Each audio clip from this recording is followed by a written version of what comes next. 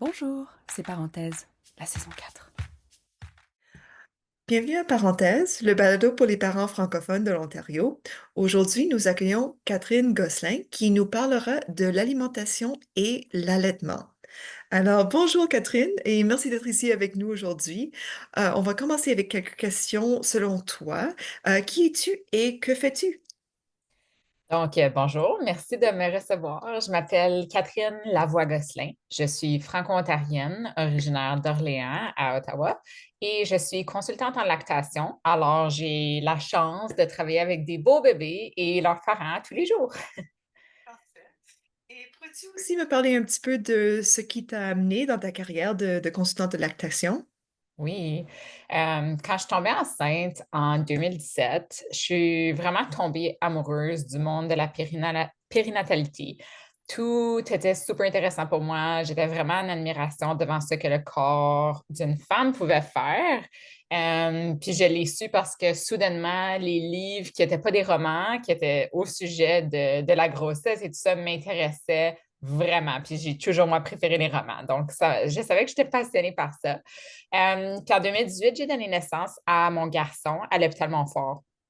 J'avais des sages-femmes incroyables qui m'ont vraiment soutenue puis qui m'ont très, très bien guidée, mais j'ai quand même eu beaucoup de difficultés à allaiter. J'avais très mal, j'avais des plaies des deux côtés, puis je me souviens encore de la douleur que je ressentais les premières semaines. Sincèrement, je trouvais ça plus douloureux que pas l'allaitement, mais que l'accouchement que j'ai. Donc, j'ai cherché du soutien dans ma communauté sans succès. Alors, je me suis rendue un petit peu plus à l'ouest de la ville pour en trouver, pour voir une consultante en lactation. Et ça a fait vraiment toute la différence. Finalement, j'ai allaité pendant plusieurs mois. Mais j'ai aussi constaté que dans ma région, il y avait un manque de services pour les nouveaux parents et particulièrement en français. Donc, j'ai décidé de retourner aux études, j'ai fait mes stages, j'ai écrit mon examen international pour devenir consultante en lactation IB-CLC. Et j'ai maintenant une pratique privée qui s'appelle Au lait lactation depuis 2022. Merci de partager ton histoire. Je sais que c'est, comme moi j'étais sage-femme avant de devenir parent aussi, il y a beaucoup de femmes qui ont une expérience un peu similaire, qui trouvent que quand ils deviennent enceintes, quand ils accouchent, qui pensent, oh, je veux faire ça pour toute ma vie, je veux travailler dans ce milieu. C'est tellement beau d'être capable de partager ces expériences avec des autres parents et les bébés aussi. Oui. Alors, je suis très contente que tu as eu cette expérience qui t'a venu ici à être consultant dans lactation. Euh, Est-ce qu'il y a des choses dans ton travail qui te passionnent particulièrement? Euh, est-ce qu'il y a des milieux que tu aimes plus travailler dans l'autre que dans d'autres ou quelque chose comme ça? Oui, vraiment. Ben, c'est difficile de choisir une seule chose. Le lait maternel comme tel, je trouve ça fascinant. Puis je pourrais en parler pendant des heures. Sous un microscope, c'est vivant du lait maternel, ça se voit. Il y a entre autres des anticorps, des agents antiviraux, des cellules souches et même des cellules Hamlet qu'on appelle donc Hamlet, qui sont un complexe de protéines qui vraiment vont juste venir tuer les cellules cancéreuses. Puis je trouve ça super intéressant que dans le lait maternel, on retrouve ces choses-là. Euh, donc, je pourrais parler du lait maternel comme tel. Mais l'autre chose qui me passionne aussi beaucoup, c'est essayer de changer les choses. Je trouve qu'il y a beaucoup, beaucoup de pression dans la société pour allaiter. Puis quand on comprend vraiment à quel point le lait maternel est formidable, on comprend pourquoi c'est important pour la santé à court et à long terme des populations et des gens. Par contre, sachant cela, selon moi, il devrait y avoir une meilleure intégration des services de soutien à l'allaitement dans notre système de santé et dans nos communautés. Je trouve ça anormal que les parents doivent chercher autant pour trouver de l'aide. Donc, ce que j'essaie de faire en commençant dans mon coin de province, c'est que je travaille avec différents groupes pour essayer d'amener des services de soutien sans frais dans ma communauté, surtout qu'en français, on sait qu'il y en a encore moins. Euh, et je sais qu'il y a pas beaucoup de services pour les parents francophones en Ontario, pas juste comme pour l'allaitement, mais surtout pour juste les choses comme parents, comme santé de bébé. Euh, Quel type de soutien sont disponibles pour les parents qui allaitent? Et comment est-ce que ça a changé durant le cours de ta carrière jusqu'à maintenant? Hmm. Ben, c'est certain que je peux pas trop m'avancer sur d'autres régions de l'Ontario, mais à Ottawa comme tel, il existe quelques endroits pour obtenir du soutien. Premièrement, il y a plusieurs sites où Santé publique Ottawa offre le carrefour Être parent à Ottawa. Donc, on prend pas de rendez-vous, il faut se présenter pendant les heures d'ouverture de la clinique. C'est pas des consultations individuelles, mais c'est une très bonne façon de voir d'autres gens qui allaitent. Puis, si c'est pas trop occupé, c'est possible de faire une courte consultation privée genre 10-15 minutes, avec la consultante ou l'infirmière de santé publique.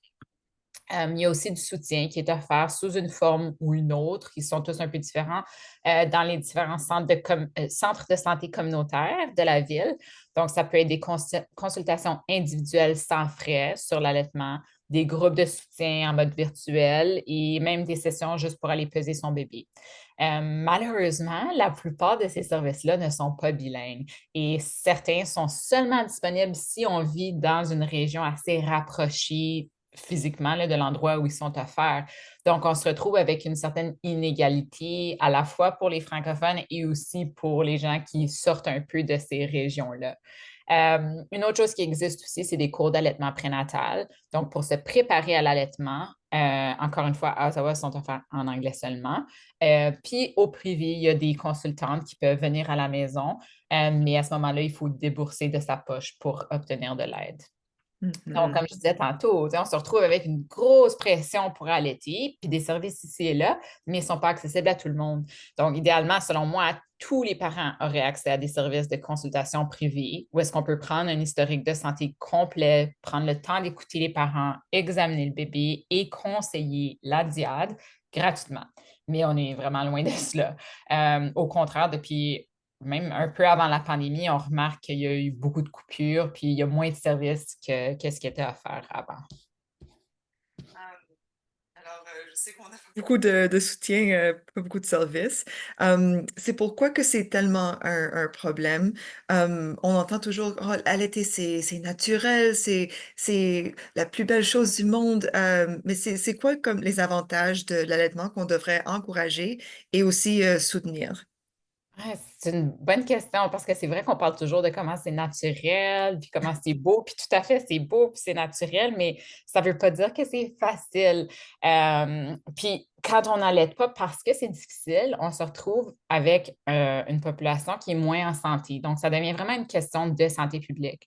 L'allaitement a vraiment plusieurs avantages pour la santé de maman et du bébé à court et à long terme. Donc, économiquement, hein, quand on regarde le long terme de notre santé, de la société même, on a un avantage à allaiter. Donc, pour le bébé, par exemple, il y a moins de chances de souffrir de la mort subite du nourrisson. Il y a moins de chances de souffrir de gastro, d'infections respiratoires, que ce soit des rhumes, des bronchites, de l'asthme, moins de chances d'avoir d'otite, Mhm. moins de chances d'avoir même certains cancers, moins de chances d'avoir une malocclusion, donc vraiment comme par rapport à le fonctionnement de la bouche, moins de chances d'avoir d'obésité et moins de chances d'avoir de diabète. Et ça, c'est pour longtemps. C'est pas seulement pour la période où on allait. Il y a certains de ces avantages-là que c'est une protection ou un meilleur avantage pour vraiment la durée complète de la vie de l'enfant par la suite. Mhm. Mhm. Pour la mère, tout de suite après l'accouchement, une mère qui allaite, elle réduit les risques d'avoir des hémorragies par la suite. L'allaitement retarde aussi le retour des menstruations, va souvent permettre une perte de poids qui est plus rapide après la grossesse. À long terme, ça réduit les risques de cancer du sein, cancer de l'ovaire, les risques de diabète de type 2, le surpoids, l'obésité, encore une fois, et même la dépression maternelle. Puis, ben, pour la société, quand tu as une population en santé, c'est sûr que ça coûte moins cher, Mhm. donc c'est mieux pour nous. Puis aussi, c'est moins dispendieux que la formule pour bébé, puis ça génère aucun Mhm. déchet et polluant. Donc, pour notre planète même, c'est sûr Ouais. que plus il y a de gens qui allaitent, mieux c'est pour ça. Oui. Euh, juste pour moi, je suis toujours un petit peu jalouse quand j'entends dire que oh, ça peut aider avec la perte du poids après la grossesse. C'était pas mon expérience du tout, mais je suis contente qu'il y ait des femmes qui ont ça. Oui. Euh, alors, une question, juste continuant de parler avec l'allaitement. Sont quoi les effets de l'allaitement sur le corps et que peuvent faire les parents qui allaitent pour soutenir leur corps pendant qu'ils allaitent? Parce que ça prend beaucoup de nous quand on est parents qui allaitent. Exactement. Donc, c'est certain que physiquement, c'est très taxant pour le corps. Une chose qui est peut-être quelque chose qui est moins bien compris, c'est qu'à moins d'être en état très avancé de malnutrition, comme par exemple dans une famine, là, le corps humain va continuer de produire du lait qui est de très bonne qualité, peu importe la diète. Par contre, il est important de noter que pour ton bébé, le corps va prendre tout ce qui est disponible dans ton corps pour aller extraire les nutriments dont il a besoin pour faire le lait maternel. Donc, le bébé, c'est vraiment un petit peu comme un parasite, là. Il va aller Oui. chercher tout ce que tu as à lui donner. Donc, par conséquent, l'alimentation est super importante pendant l'allaitement, tout comme pendant la grossesse.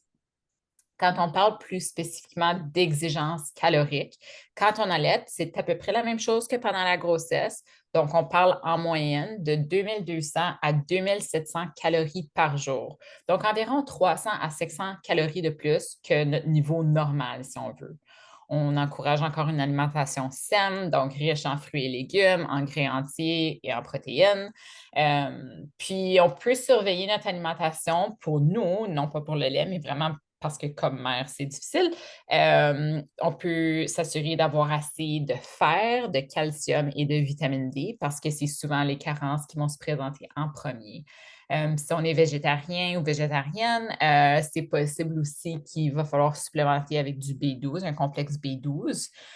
Donc, une chose qu'on remarque, c'est que, comme vous savez sans doute, quand on est nouveau parent, des fois, c'est difficile de prendre soin de nous. Donc, pour certaines familles, l'idée de prendre juste une multivitamine par jour, en plus de ce qu'ils peuvent prendre comme alimentation saine, peut vraiment aider à avoir un petit peu de tout ce qu'il faut là, dans notre diète pour être en santé. Il y a aussi tout un aspect dont je n'ai pas parlé qui est comment c'est taxant aussi, un petit peu d'être toujours le parent qui nourrit le bébé. Donc, quand on allait exclusivement, c'est plus souvent nous qui doit prendre le bébé, le nourrir, etc. Donc, il y a aussi ça. Puis pour ça, c'est là que le partenaire va vraiment rentrer en jeu, là. C'est ma prochaine question, en fait. C'est quoi que les partenaires peuvent faire pour soutenir quelqu'un qui allait? C'est une question que j'entends tellement souvent quand j'enseigne les cours prénataux. Les partenaires me disent, je veux aider, mais quand le bébé est tellement petit, le bébé allait exclusivement, qu'est-ce que je peux faire? Parce que c'est elle qui a le lait, alors que comme moi, je peux changer les couches, mais ça, c'est 8, 10 fois par jour. Il n'y a pas grand-chose d'autre que je peux faire. Alors, qu'est-ce qu'ils peuvent faire pour aider? Oui, j'adore cette question. La meilleure chose serait, fait que c'est bon que tu dis qu'il y avait déjà des gens qui te posaient la question dans les cours prénataux parce que mon premier conseil, ce serait vraiment de se préparer pour l'allaitement pendant la grossesse. Donc, c'est possible de prendre un cours préparatoire pour l'allaitement ou lire un livre sur l'allaitement, vraiment juste pour s'informer. Les recherches démontrent que le soutien du partenaire est un des critères les plus déterminants pour le succès de l'allaitement parce qu'on le sait que c'est pas facile tout le temps. Même quelqu'un qui n'a pas de douleur, pour qui ça va bien, à un moment donné, va trouver ça difficile. Puis d'avoir un partenaire qui la soutient peut vraiment faire toute la différence. Donc, savoir se renseigner sur qu'est-ce qu'on devrait s'attendre les premiers jours et les premières semaines chez notre bébé, mais aussi pour l'allaitement. C'est quoi les difficultés possibles et surtout trouver des ressources qui existent dans notre communauté pour pouvoir les sortir au besoin, puis prendre les rendez-vous au besoin pour pas que ce soit le parent qui allaite qui soit obligé de le faire. Une fois que le bébé est arrivé, c'est vraiment, encore une fois, de soutenir le parent qui allait le plus possible. Donc, de faire tout ce qu'on peut dans la maison pour que le parent qui allait se repose, que ce soit la préparation des repas, la lessive, les achats, gérer les visiteurs qui veulent venir voir le bébé, les faire partir quand ça fait assez longtemps qu'ils sont là, puis c'est l'heure de nourrir le bébé, comme vraiment prendre un peu le contrôle de cette situation-là pour enlever ce stress-là aux parents qui allaitent, ça peut beaucoup aider. L'autre chose, c'est que dès qu'on est assis pour allaiter, puis que le bébé est enfin au sein, on réalise qu'on a faim et qu'on a soif. Donc, vraiment, de pouvoir apporter des collations, des breuvages, que ce soit de l'eau, du thé, du café, aux parents qui allaitent pour leur faire plaisir, puis amener une collation pour qu'ils puissent avoir un instant à eux, c'est vraiment quelque chose que le parent apprécie souvent. La dernière chose, c'est vraiment d'avoir confiance en ses habiletés. C'est vrai que normalement, il y a un parent qui allait, puis l'autre parent n'allait pas. Par contre, vous aussi, vous devez apprendre à apprivoiser votre bébé, puis il y a des choses que vous allez mieux faire que votre partenaire. Donc, de trouver une façon spéciale de tenir votre bébé, de le bercer d'une certaine façon, lui chanter une chanson qui va vraiment faire que pour vous, quand vous avez le bébé, puis quand c'est votre tour d'essayer de le calmer parce que le bébé a de la peine, de savoir quoi faire, puis être confiant que vous aussi, vous avez votre rôle dans la famille à jouer. Donc, de prendre le temps de faire du pot à pot, rassurer le bébé, puis apprendre à apprivoiser ce nouveau rôle aussi avec ce nouveau bébé. C'est vraiment beau, vraiment des beaux conseils là. J'aime spécialement quand le parent qui allait, quand elle allait, il ou elle allait, pardon, il ou elle doivent manger aussi. Alors, une collation, quelque chose à boire pour le parent qui allait, c'est si le bébé mange, tu dois manger aussi. J'aime ça Oui, beaucoup. exactement. Alors, quels sont les effets que tu vois comme constante en lactation sur la santé physique et mentale pour les parents qui ne sont pas soutenus, bien soutenus pendant l'allaitement? Mhm. Quand une personne n'est pas soutenue, l'allaitement est souvent difficile. Euh, Au début, c'est un apprentissage pour bébé et pour le parent. Les deux doivent apprendre cette nouvelle chose qu'ils n'ont jamais eu à faire avant. Il faut s'apprivoiser, il faut apprendre à se connaître, puis à s'habituer physiquement. Ça peut être très, très douloureux, comme on en a déjà parlé. Et c'est aussi, ça occupe beaucoup de temps. Donc, on a beaucoup de temps pour réfléchir. On peut être en douleur parce qu'on vient d'accoucher ou parce qu'on a peut-être eu une chirurgie. Puis d'être vraiment tout le temps dans cet état-là, c'est difficile. Donc, quand tu rentres avec cette équation-là, le comportement normal du nourrisson, qui est souvent mécompris, ça peut devenir très inquiétant pour les parents. Donc, par exemple, tu es toujours deux ou trois avec ton bébé à la maison, tu allaites, tu as l'impression que ça ne se passe pas bien parce que tu as les seins durs, tu as mal partout, puis en plus, ton bébé pleure sans arrêt. Bien, tu peux te poser la question puis devenir plutôt anxieux à savoir est-ce que c'est normal, qu'est-ce que je fais de mal, est-ce que mon bébé est malade, est-ce qu'il a mal, est-ce qu'il y a du lait, toutes ces questions-là. Donc, tu rajoutes à ça aussi le manque du sommeil du parent qui vient avec un nourrisson, peu importe la façon dont il nourrit, le bébé va se réveiller souvent pour manger, puis on se retrouve avec plusieurs facteurs de risque pour la santé mentale et la santé physique. L'autre chose, c'est que sans soutien, les gens vont souvent se retourner vers l'Internet et les médias sociaux. Donc, à 2 heures du matin, quand ça fait 45 minutes que tu essaies d'allaiter ton bébé, ben là, tu ouvres les médias sociaux, tu commences à regarder. Puis là, c'est pire parce qu'il y a beaucoup, beaucoup de faux experts. Il y a de la fausse science qui est partagée partout. Puis il y a des fausses attentes qui peuvent se créer, puis c'est problématique. On peut se retrouver à se comparer à d'autres. Ça peut contribuer à des sentiments d'isolation, de dépression, d'anxiété, etc. Donc, vraiment, d'avoir du vrai soutien d'experts, idéalement en personne, mais sinon en mode virtuel, avec des gens qui savent de quoi ils parlent et qui sont là pour échanger avec vous, puis que ce n'est pas juste un écran qui vous parle. C'est vraiment quelque chose qui peut aider à soutenir puis à prévenir les problèmes. On a mentionné ça un petit peu, mais c'est quoi les pressions, les demandes sur les parents concernant l'allaitement? C'est une bonne question parce qu'il y a beaucoup de pression sociétaire qui existe. Comme on a dit, pas mal tout le monde sait que le lait maternel est la meilleure nourriture pour le bébé. C'est assez incontesté, puis c'est bien prouvé. Mais sans soutien, c'est difficile, voire impossible pour plusieurs parents. Puis en même temps, puis là, ça va un peu avec la question, donc il faut écouter jusqu'au bout, mais en même temps, il y a une pression plus sournoise à ne pas allaiter. On rentre dans une pharmacie, dans une épicerie, il y a des caisses de formules partout. Donc, quand on a de la difficulté avec l'allaitement, certains parents et même professionnels de la santé ont tendance à se tourner vers la formule comme solution parce qu'elle est disponible et elle est évidente au lieu de plutôt obtenir du soutien pour la famille qui en a besoin. Puis c'est pas pour mal faire, c'est juste que c'est tellement prévalent dans notre société, alors que l'éducation en allaitement est parfois très limitée pour les professionnels de la santé. Ils ont plein de connaissances, sont des experts de plein de choses, mais à moins eux-mêmes d'aller s'informer sur l'allaitement, ça ne fait pas partie vraiment de leur apprentissage la plupart du temps. Donc, on se retrouve avec des gens qui ont vraiment euh, pas de solutions qui sont offertes pour leurs problèmes d'allaitement. Donc, on leur met la pression d'allaiter, ils ont de la difficulté, puis là, on leur met de la pression pour finalement trouver une solution qui n'est pas d'allaiter. Donc, les parents, ils reçoivent vraiment comme ces deux messages-là en même temps. Puis ça devient presque impossible à gérer pour les familles. Absolument. Alors, dans un monde idéal, qu'est-ce que tu aimerais voir comme des solutions comme pour les soutiens pour les nouveaux parents qui aimeraient allaiter? Qu'est-ce que tu aimerais voir comme formation pour les médecins de famille, pour les infirmières, pour les sages-femmes, les gens qui travaillent avec les parents qui allaitent, pour améliorer un peu tout ça? Si on Mhm. avait tout l'argent du monde.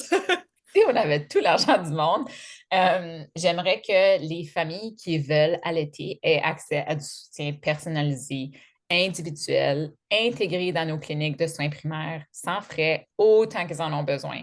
Pour le court terme et le long terme de la santé de nos populations, c'est important. Puis je pense que pour la satisfaction des parents comme tels, pour ceux pour qui l'allaitement, au bout du compte, ne fonctionnera pas, je serais prête à mettre ma main au feu, qui serait plus en paix avec leur expérience d'allaitement puis leur expérience comme parents si ils avaient quand même obtenu le soutien au moment où ils en avaient besoin. Pour ce qui est des professionnels de la santé, j'aimerais qu'ils soient conscients du réel impact que peut avoir l'introduction de la formule pour une famille, qui en ait besoin ou non, si la famille aimerait allaiter. Je pense que c'est important de vraiment expliquer la mécanique de la production de lait aux parents et aux professionnels, donc que les professionnels de la santé l'expliquent aux parents comme il faut de A à Z pour qu'il soit compris que si on introduit une bouteille de formule au bébé, mais qu'on a pour but d'allaiter dans le long terme, c'est important d'exprimer le lait d'une façon ou d'une autre parce que sinon, si on continue, si on voit que le bébé a besoin de plus, qu'on lui donne plus, mais qu'on ne dit pas à notre corps de faire plus de lait, parce que c'est vraiment une question d'offre et demande de la maternelle.